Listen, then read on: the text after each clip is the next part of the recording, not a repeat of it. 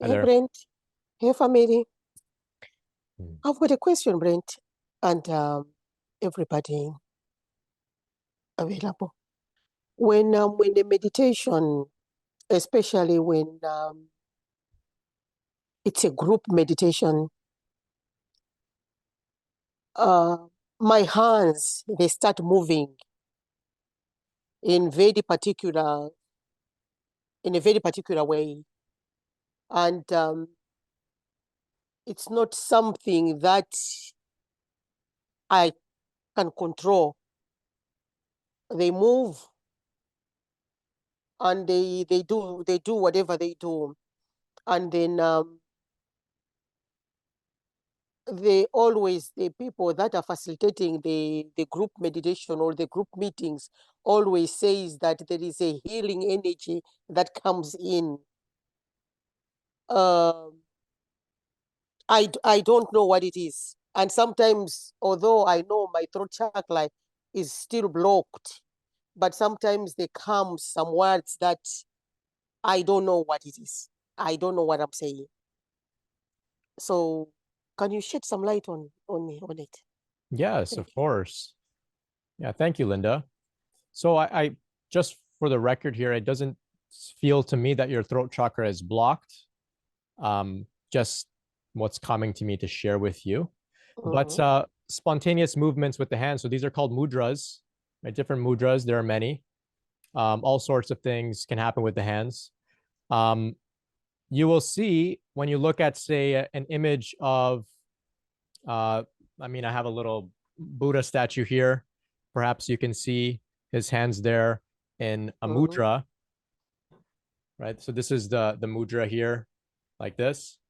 Um, Also, all the deities, you even see it with Jesus Christ. He's putting one hand up, he's touching his fingers like this. These are mudras. They have energetic impact on the system.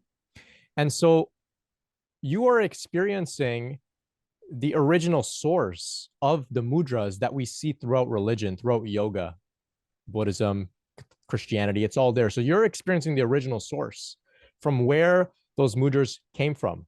So nobody sat down with their mind and said, if I put my right hand on top of my left, that will have sort of impact, an energetic impact, and I'll do that for a certain reason.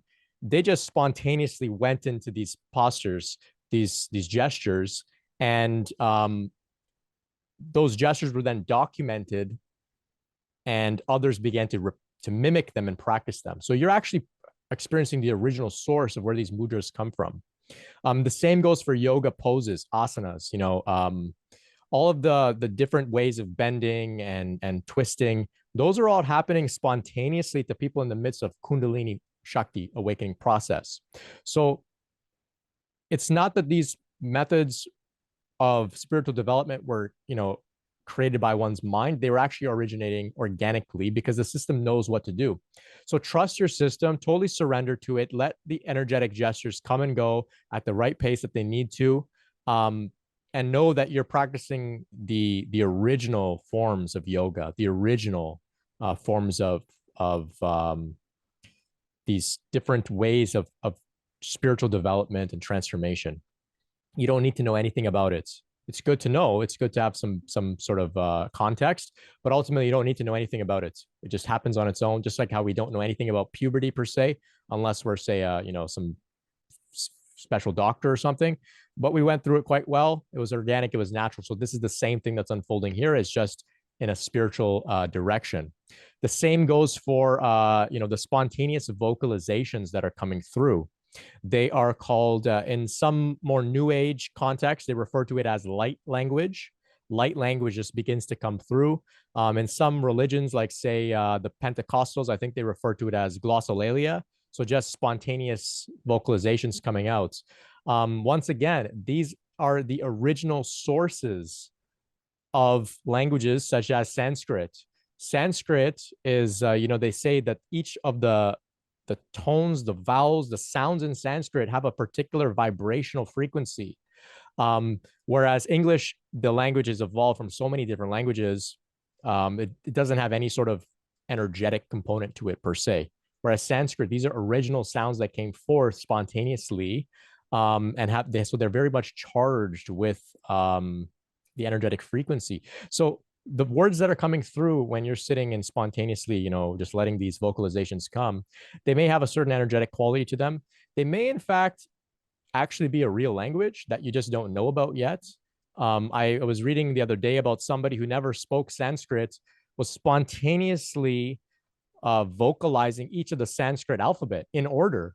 And it started happening. And an Indian person was like, "You're saying the Sanskrit alphabet." And they're like, "I don't know what that is." So it's stuff that's just coming through. So allow it to come through. Just let it all flow. Trust and surrender. It's all happening at the right pace, the right frequency. There's no harm here. It's truly, this is the origins of yoga. This is the origins of spiritual development. And you're going right to the source. So just let it all flow. Let it all flow. And that goes for everybody, because I know many of us will experience these things to varying degrees. Sometimes it's more subtle. Sometimes you must just mind yourself. You might just find yourself, kind of just sitting down like this. And you don't even realize that you're doing a mudra spontaneously. You're just sitting down like this, talking with your friend, and it just starts happening. Or you feel like inclined to stretch in a certain way. It's all spontaneously happening. It's all intuitively happening. So, yep. Not uncommon at all. Very, very interesting stuff. So great question, Linda. Thank you. I hope that was helpful. Thank you very much. It was helpful. Oh, you're so welcome. You're so welcome. Thank you.